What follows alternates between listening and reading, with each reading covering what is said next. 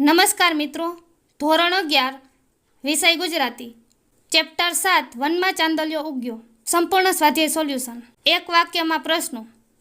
પ્રશ્ન 1, નાયિકાને ચાંદલિયો કેવો લાગે છે? જવાબ: નાયિકાને વનમાં ઉગેલો ચાંદલિયો જાણે સૂરજ થઈ ઉગ્યો હોય એવું લાગે છે.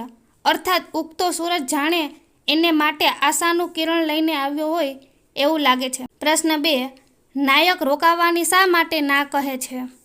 જવાબ: નાયકની સાથે એના મિત્રો આવ્યા છે એટલે એ રોકાવાની ના પાડે છે.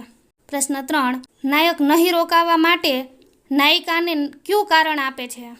જવાબ: નાયક નહીં રોકાવા માટે નાયિકાને એ કારણ આપે છે કે તેની સાથે મિત્રોની જોડી છે, તેને છોડીને તે નહીં રોકાઈ શકે. 3-4 વાક્યમાં પ્રશ્નો. નાયકના આતિથ્ય માટે નાયિકા શી વિનંતી કરે છે?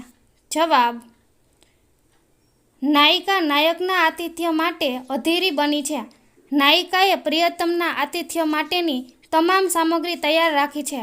આથી પ્રિયતમ આવતા જ નાયિકા એને ઉતારો કરતા જાઓ એવી વિનંતી કરે છે. નાયિકાને વધારે સમય પોતાના પ્રિયતમ સાથે વિતાવવો છે. આથી દાંતણ કરવા, સ્નાન કરવા, દૂધ પીવા, મુખવાસ લેવા અને શયન કરવા જેવી તમામ ક્રિયાઓ કરવા રોકાય એવી વિનંતી કરે છે. એ નિમિત્તે એટલો સમય પ્રિયતમના સાનિધ્યમાં રહેવાય અને એટલું એકલવાયુ જીવન આનંદ અને ઉલ્લાસના રંગોથી હર્યું ભર્યું થાય એવી ભાવના રહેલી છે. મુદ્દાસર નોંધ. નાયિકાએ નાયક પ્રત્યે દર્શાવેલા ભાવને તમારા શબ્દોમાં વર્ણવો. જવાબ: નાયિકા પ્રિયતમા પોતાના પ્રિયતમના વિરહમાં ઝૂરે છે.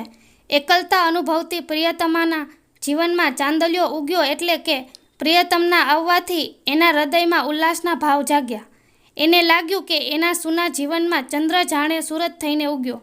સૂરજ આશાનું કિરણ લઈને આવ્યો છે એટલે એના આનંદની સીમા નથી.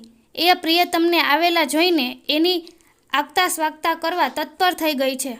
એ પ્રિયતમને ઉતારો કરવા, દાંતણ કરવા, સ્નાન કરવા, દૂધ પીવા, મુખવાસ લેવા અને શયન કરવા જેવી તમામ ક્રિયાઓ એને ત્યાં કરે એવી વિનંતી કરે છે.